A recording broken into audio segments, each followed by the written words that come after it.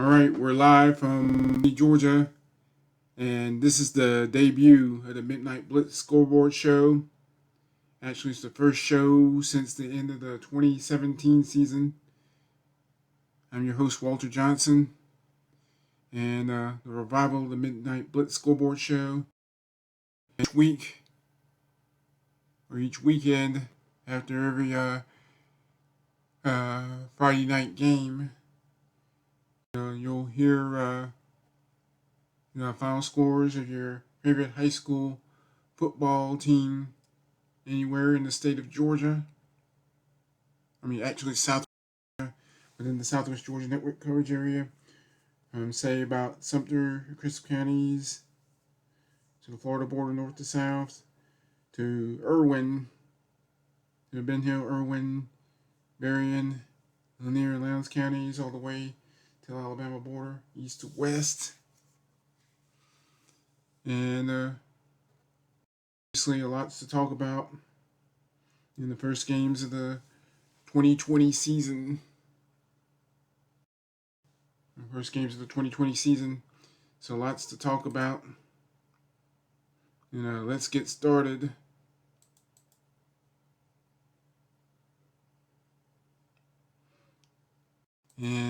Before getting started, increase of course, for those people that haven't heard, and for those people that missed the news, and the Georgia high school football community lost one of its legends in Tommy Palmer, who passed away late Thursday night at a hospice in Sylvania, Georgia, located roughly halfway between Augusta and Savannah in East Central Georgia, on the South Carolina border. And for those people that don't know, Tommy Palmer was a longtime host of the Georgia High School Scoreboard radio show, and he's actually associated with the show for the past 18 years, and the last 15 as the host, and for all 15 of those years, I was the Southwest Georgia correspondent for the show, and delivering the final scores to high school football fans not only in Southwest Georgia, but all over Georgia, the United States, and the entire world. And to say that Tommy Palmer will be missed is a definite understatement.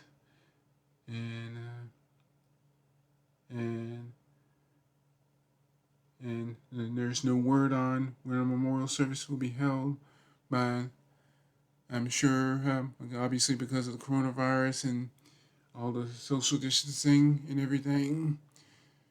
But again, Tommy Palmer will be missed. Will be missed tremendously. And it's time to get to work on the final scores for this week. And the debut show for the 2020 season, the Midnight Blitz Scoreboard show. So one of the top games in the state this week took place down at Bazemore Harder Stadium, Cleveland Field in Valdosta, as the Valdosta Wildcats began the season as the number one ranked team in all Class 6A, played host to the Warner Robins Demons, who finished the season as the runners-up in Class 5A the past 3 years. And it was a really tight game from start to finish. And anyone that managed to watch the game online or listen on the radio obviously saw one of the best games played so far this year. And Valdosta trailed for most of the contest. Trailed, and at one point they trailed 13-0 and 19-10. But to the Wildcats' credit, they managed to fight back finally took the lead, and then took the lead 17-13. Was it like 19 to lead?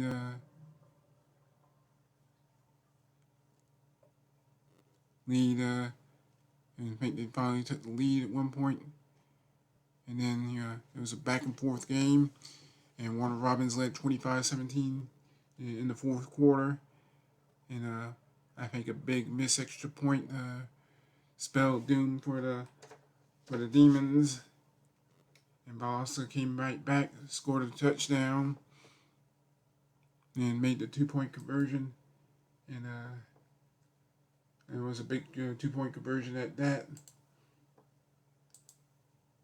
In the game, now Wildcats to tie the game at 25 all, and then on the final possession of the game, Angel Martinez gave Valdosta its first and only lead of the contest, 28-25. Just 25 seconds ago, and the Demons had one last chance to win with no timeouts remaining. But time ran out on the Demons, and the final score, Valdosta 28, Warner Robins 25, and Valdosta goes to win on the season. And former Colquitt County head coach Rush Probst wins his debut as the Wildcats head coach, moving to 1-0 on the season. And next week, the Wildcats will face the Tift County Blue Devils in another non-region contest, the first of 7. And that assumes, of course, the Cats, is weather permitting and COVID-19 permitting. And of course, it's important to remember that we're in the middle of a pandemic. So a lot of things can change between now and next week. And the Colquitt County, keep in mind the Colquitt County Packers have already lost their first 2 games due to multiple players testing positive for the virus. And the Packers were supposed to open the season up in Marietta against the Marietta Blue Devils in the Metro Atlanta area. Marietta, the defending state champions in Class 7A, knocked off Lowndes. And last year's state title game just turned out to be the final game for Randy McPherson as the Vikings head coach. And more on the Lowndes game against Archer in the Corky Care Classic later in this show. And once again, Valdosta defeated Warner Robins. Final score 28-25.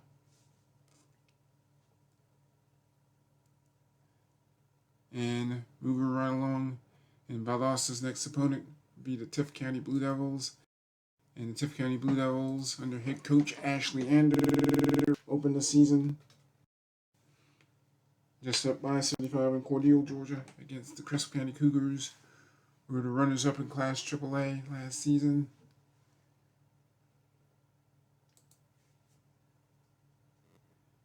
And it was a mostly defensive struggle, from start to finish.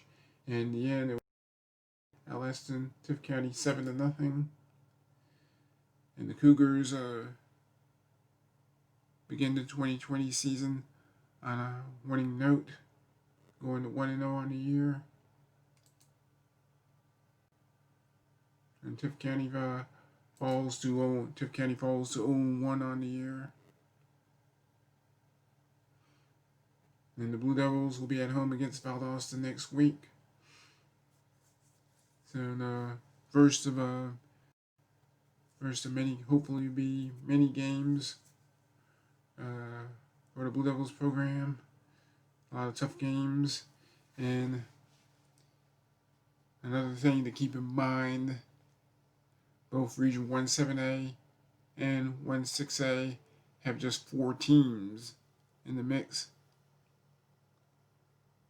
So that means in the Georgia High School Association has eliminated its power rating system. And which meant in 4-team leagues like 17A, Region 17A, and Region 16A, and the top 3 teams were guaranteed playoff berths. Yeah, with the 4th spot being in that large bid to the postseason play. So basically, whoever finished 4th in Region 17A the past several years, was thrown into a pool of 5th place teams from Regions 2 through 8, and that team and whoever had the final highest power rating among that group of teams will get that at-large bid. And Tift County managed to barely make the playoffs as an at-large team. I think it got to the 3rd round that season, but lost in the 3rd round, and Tift County fell short of playoffs last year, going 3-7 after an 8-5 mark the year before, and got to the 3rd round. Tift County got to the 3rd round, losing a close game at Archer to finish the season at 8-5 overall. And again, speaking of Archer, you got they'll be playing host to Lowndes on the final day of the Corky Kell Classic. That's later today at 2 p.m. Eastern Daylight Time, Saturday, September 5th. And go ahead and move right along. And close to home here in Albany, the Deerfield Windsor Knights made their GHSA debut, taking on the Schley County Wildcats out of Ellaville, Georgia, at least a couple of hours north of Albany along US Highway 19. And that was a seesaw battle at Webb Memorial Stadium between the Knights and Schley County Wildcats. And the Knights trailed 13-0, and only to rally to take a 14-13 lead. And then Schley County took the lead early in the 4th quarter. We took the lead early in the 4th quarter on a field goal, and then in the end, Schley County pulled away for a 29-21 victory to go to 1-0 on the season. And Deerfield Windsor Knights, on the other hand, despite a valiant effort, and especially during the second half, and they fall to 0-1, and the Knights begin the Jake McCray and the GHSA area on a losing note, and falling to 0-1, and obviously a long journey ahead for the Knights. And next up for Deerfield Windsor, well, next up for the Knights, and next up for the Knights, and they'll be on the road down in Colquitt, Georgia, to take on the Miller County Pirates. And just like the Knights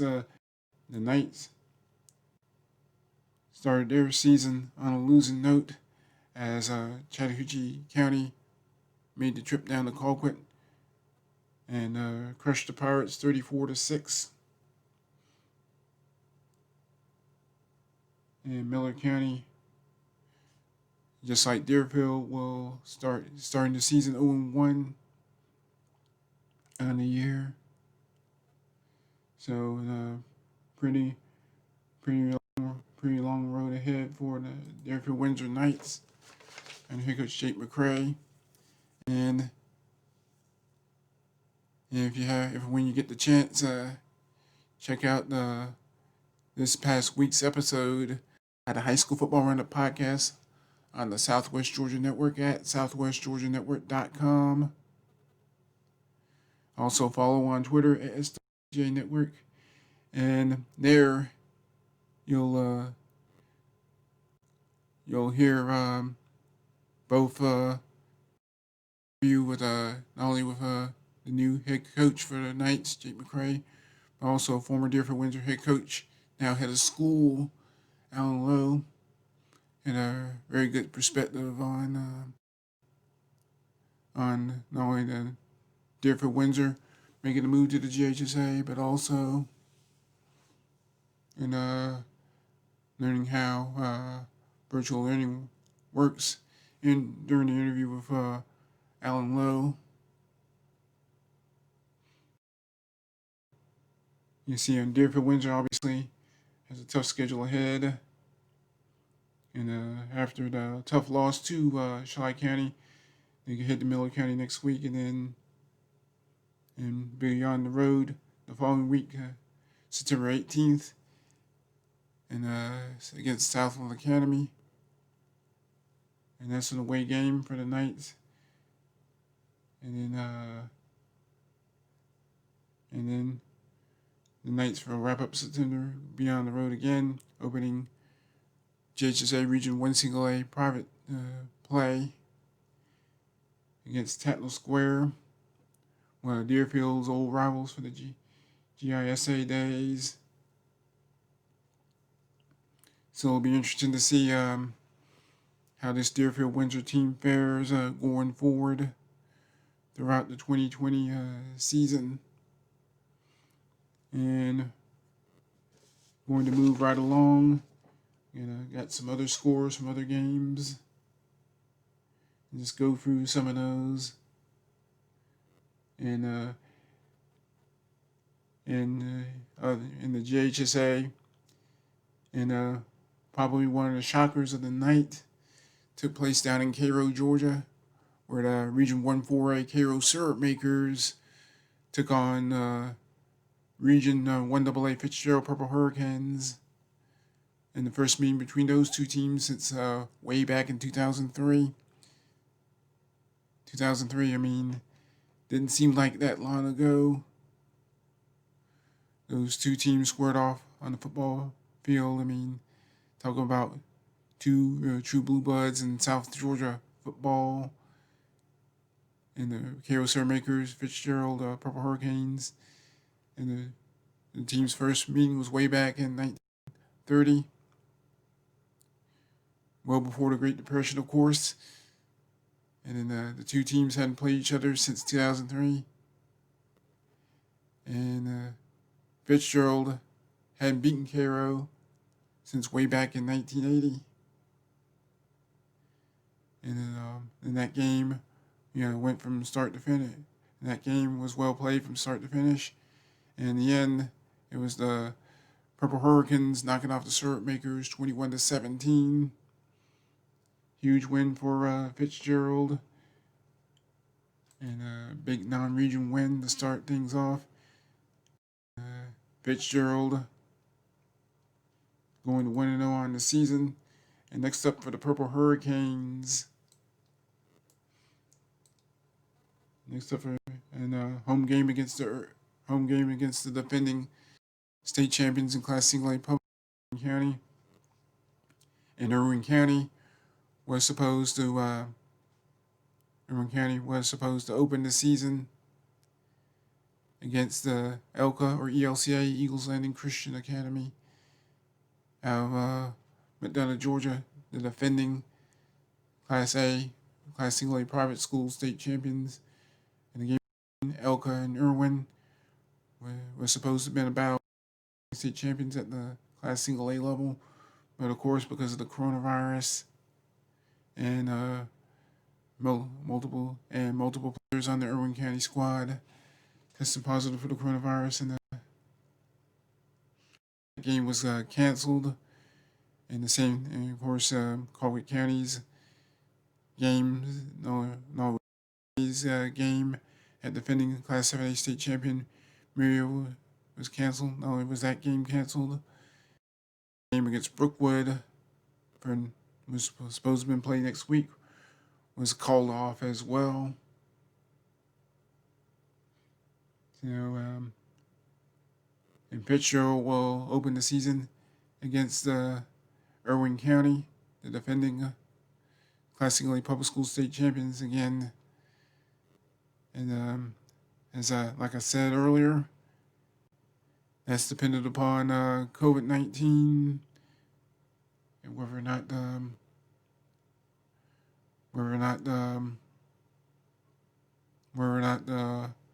those players are sufficiently recovered from the virus in time for kickoff next week.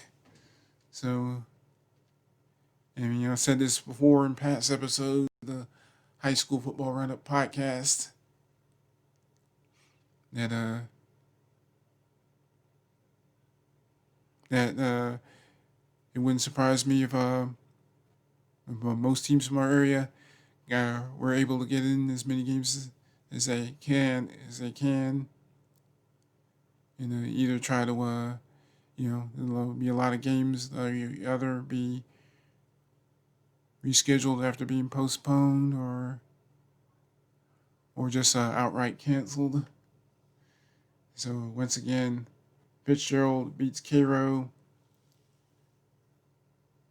and a bit of a stunner in the Class AA team. Fitzgerald knocking out the Class 4A team in Cairo 21-17.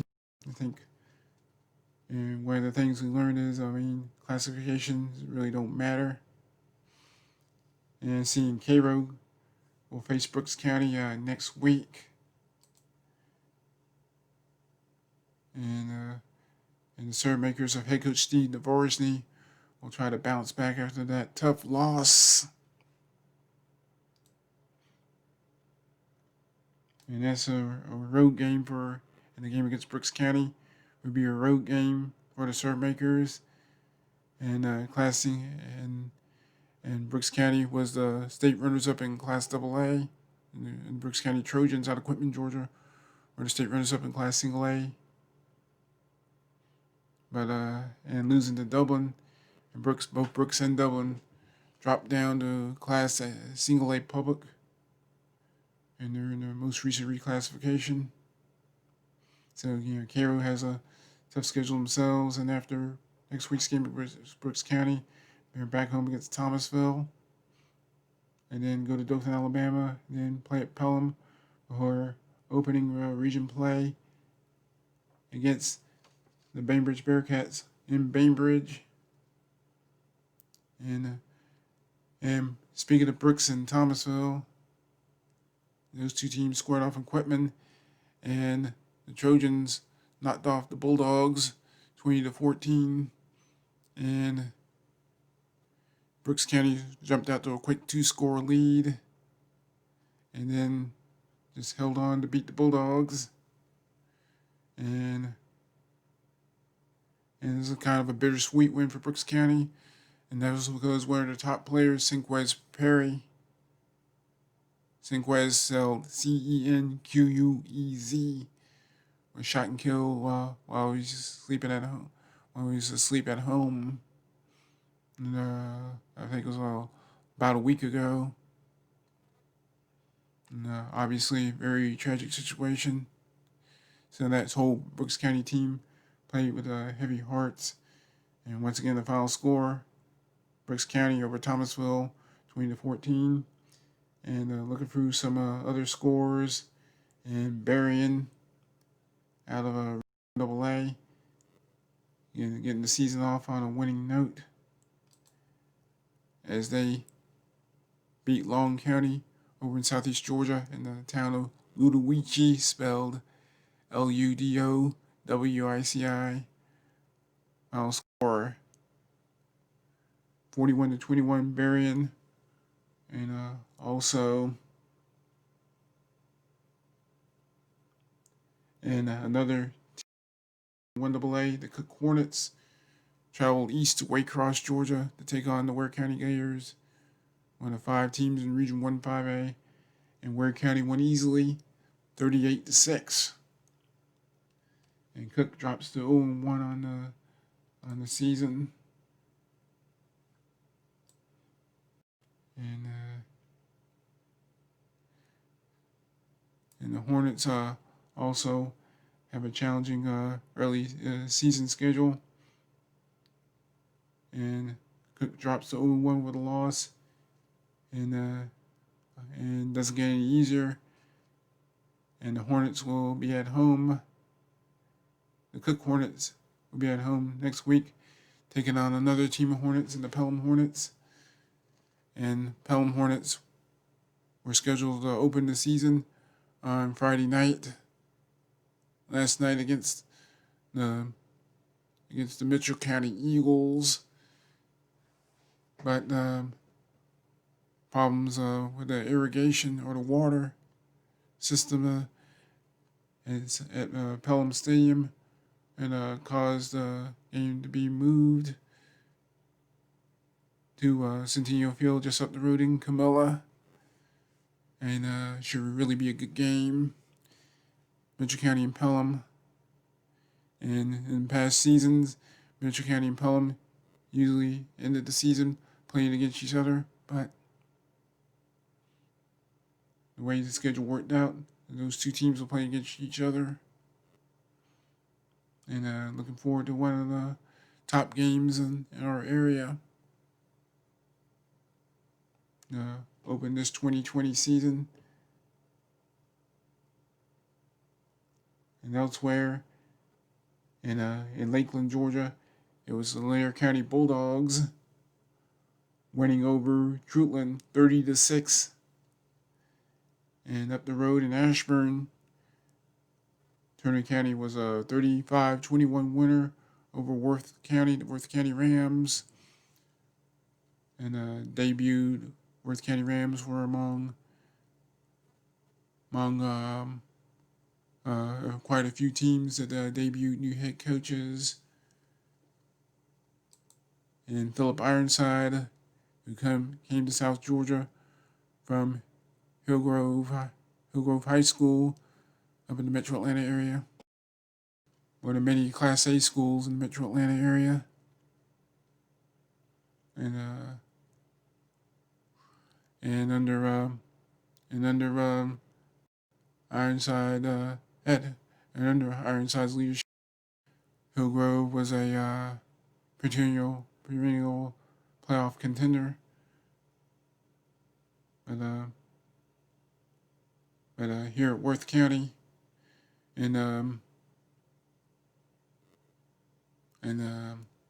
Ironside's debut as a Southwest Georgia head coach ends in defeat, losing 35-21 to Turner County up in Ashburn. And obviously, of course, doesn't get any easier. And the Rams are back on the road next week. They're going down the road to Camilla to face Mitchell County. And then they'll head to Macon after a bye week, facing Rutland. And after another bye week, the Rams won't be at home until October 9th to take on the Tiffin County Blue Devils. So the Rams will be obviously the Rams will be logging those miles on the bus, while also trying to social distance and deal with this coronavirus as best they can. And seeing to wrap things up, and here's some final scores for the GISA this week. Well, before we get to the GISA, how about another score between a team from Class AA and Class Single A Public in the form of the Class AA Early County Bobcats and Seminole County from Class Single A Public, and it was all Early County to open things up. as they beat as they shut out Seminole County all the way down in Donaldsonville, Georgia. And Prince Early County at 1-0. Let's see. I think the schedule's a little bit off. Let's see. Early County is at home against Pelham next week. It'll be the home opener for the Bobcats and head coach Joel Harvin. It'll be interesting to see how that team fares.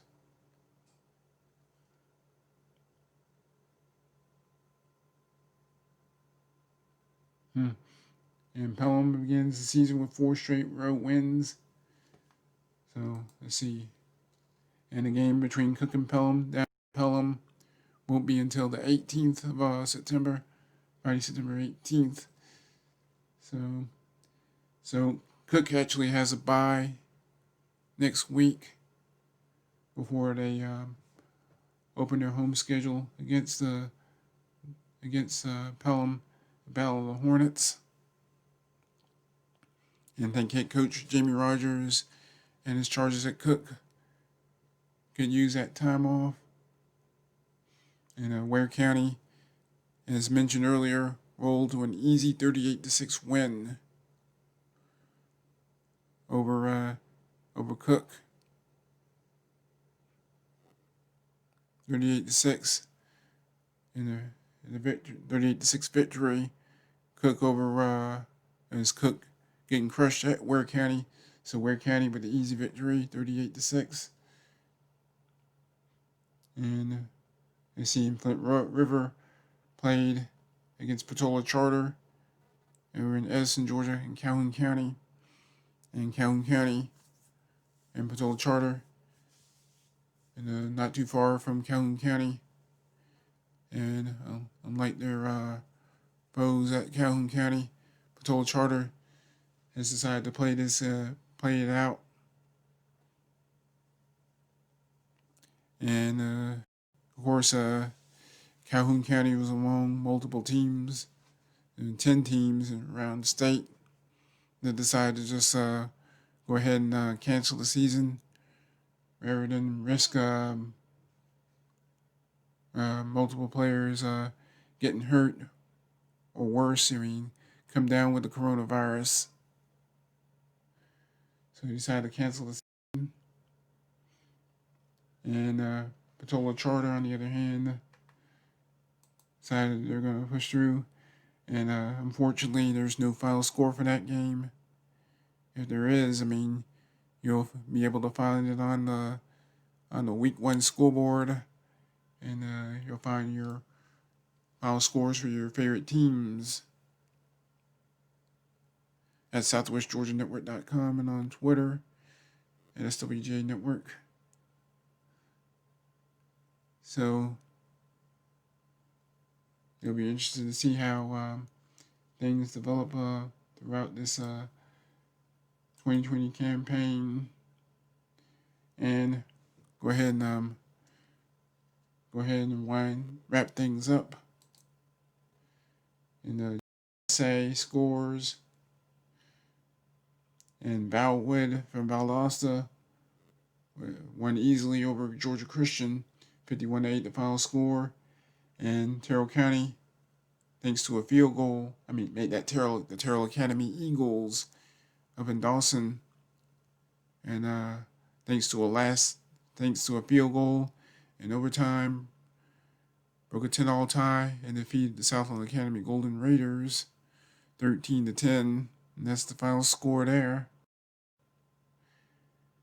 And the Southwest Georgia Academy Warriors lost a heartbreaker to Macon East Montgomery out of Alabama.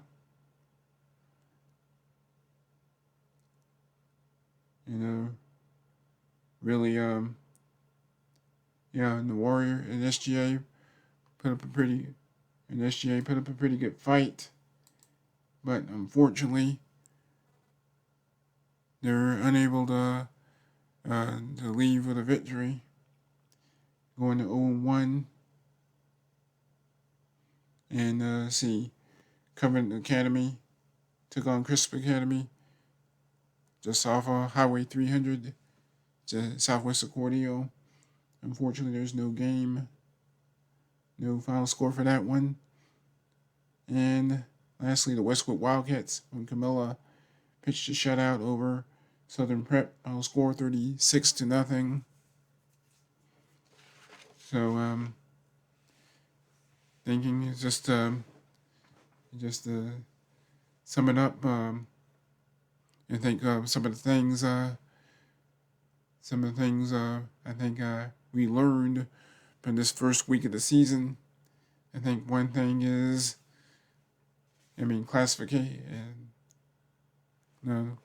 classifications are just really meaningless, and especially in Fitzgerald winning its first game over Cairo in 40 years since way back in 1980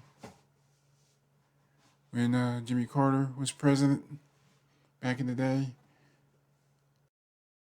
And obviously a tremendous win for the Purple Hurricanes. A win like that, could set the tone. A win like that could just really and truly set the tone for this Purple Hurricanes team down the road. Especially for a team that's expected to be the best among the best in Class AA this season. And winning a game like this could serve as a confidence builder for Fitzgerald. Especially in a region as tough as 1AA. And you got Thomasville, state semifinalists from a year ago, losing to eventual state champion Dublin. And Dublin, as well as Brooks, both dropped down to Class Single A Public. And then and Cook, and coming down from Class AAA. And even though they were absolutely crushed by Ware County, it'll be interesting to see what that team can do in Early County, pitching a shutout down the road against their arch rivals from Seminole County. That's going to be good. That's going to give us something to look forward to for the Bobcats. And also Turner County knocking off Worth County, the Single A squad, and Turner County over the AA squad in Worth County. And Philip Ironside, obviously, will have his work cut out for him, trying to rebuild a struggling Worth County program that struggled to just to get wins over these past several years. Last postseason appearance was in around 2016. And got to the second round. It'll be interesting to see how this Worth County team will fare. And you see, Worth County finished 7-5 in 2016. Managed to get to the second round of the state playoffs, losing to Greater Atlanta Christian 34-21, and that was back on November 18th, 2016, second round state playoffs. And then and the wins have been few and far between for the Rams since then, winning just 3 games combined, winless in 2017 in the early season under then head coach Ben. Frankie Carroll took over as the interim head coach, and he's now the athletics director at Worth County High School. Rams went under Carroll. The Rams went 1-9 in 2018 and 2-8 in 2019. And it'll be, and I think And I think this is a game that Worth County could build on going forward. I mean, even in defeat, I mean, you always try to look for a silver lining. And the Rams, it doesn't get any easier for the Rams, and traveling to Mitchell County. I think another thing I learned, or another thing we learned or should learn in week 2, I think in Valdosta, I mean, beating Warner Robins, and obviously, even though they struggled for most of that game and trailed for most of the game, and this Valdosta team, and pushed through it, and got the job done when he had to get it done, and just pulled through in the end. And a lot of teams and when you fall behind, the way Valdosta did, especially against a good team like Warner Robins, who's reached a championship game in Class 5A the last 3 years. I mean, this wasn't a slouch team that Valdosta played. One of the best games of the year, I think, and it'll be interesting to see, how Valdosta will fare under Rush Probst, especially with their transfer quarterback from California, Jake Garcia, who already enrolled at the University of Southern California, or USC, and it took a while for Garcia to get used to playing high school football here in Georgia as opposed to his home state of California, trying to just get acclimated to to the heat here in Georgia. And the reason why, and why Garcia transferred to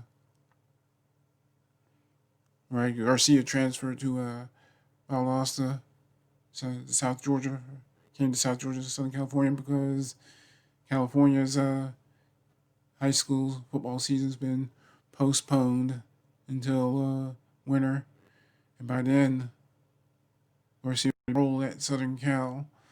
And lastly, I think the third most important thing that I and anyone else that's listening learned or should learn from this first week, and we just have to be grateful that football is even started. Grateful that many of us are even playing. Many people that high school football is even being played. See, like since when the schedules were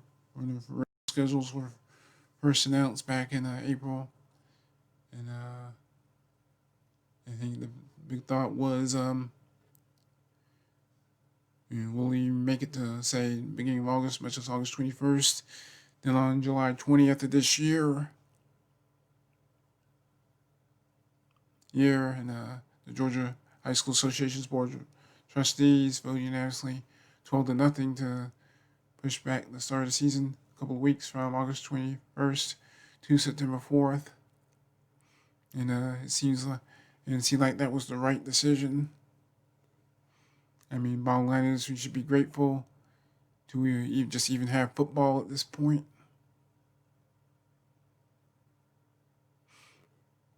And one last thing before signing off. And Lowndes taking on Archer. Debut. Once again, it's the debut for Lowndes head coach Jamie DeVos taking on the Archer Tigers up in Lawrenceville, Georgia, Gwinnett County. And another one of those Metro Atlanta teams. So, Lowndes will be playing that tough schedule. And Lions will be playing that tough schedule forward.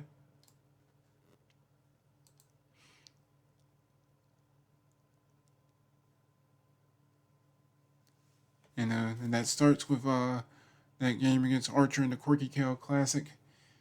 And for so many years, Corky Cal Classic was played in the Georgia Dome, and then he played for 1 year. I think he played about 1, maybe 2 years, at Mercedes-Benz Stadium. I think some games were played at the former Georgia State Stadium, not too far from the home of the Georgia State University Panthers, not too far from the Georgia Dome, or what used to be the Georgia Dome, and now, or how about Mercedes-Benz Stadium? And of course, the dome's no more. It was demolished at the end of the 2016 season. But in any case, the Lions will face Archer, and Lions won't be facing any slouches themselves. Only opening against Archer, and hosting Griffin in their home opener the following week. And the Griffin Bears. I mean, that's going to be a tremendous test there. Then home against Oakleaf out of Orange Park, Florida, outside of Jacksonville. Then on September 25th, the Lee County Trojans will pay a visit to the Concrete Palace in non-region contest, home against Alcovey. And on the 23rd, taking on Mitchell County. And one of those games on October 23rd, one of those games that opened up in the schedule after so many games were canceled. And then the Region 1 7A schedule, home against Tift County on the October 30th, out with Colquitt County on November 6th in Moultrie. Hopefully by then, the Packers will be fully recovered from COVID-19 and well rested. And Camden County at home on Friday the 13th. But it all starts with Archer for the Lions Vikings and new head coach Jamie DeVos later today on Saturday, September 5th, close out the Corky Cal Classic. I think it's like the last game for September 5th. Of course, Mitchell County and Pelham and Camilla later that night. And Pelham will be designated as the home team on the scoreboard. So on that note, that's going to do it for this edition of the Midnight Blitz Scoreboard Show. And coming up after the Labor Day weekend, and it's the High School Football Roundup podcast, and even more of a recap on the first week of action, and looking forward and looking ahead to week 2, and then and what's expected to be an abnormal season of high school football here in Southwest Georgia and South Central Georgia to a lesser extent. Again, that's going to wrap things up. I do thank you for listening, and if you missed the live show, and you can listen to the podcast and listen to the replay of this stream in the form of a podcast at southwestgeorgianetwork.com and on Twitter at SWJ Network. And that's all the time I have for for the Midnight Blitz Scoreboard Show for Saturday, September 5th, 2020. Again, thank you for listening. Stay safe out there. wash your hands, wear a mask, and do all those other things to keep you away from the coronavirus. God bless you. Have a good Labor Day weekend, and goodbye.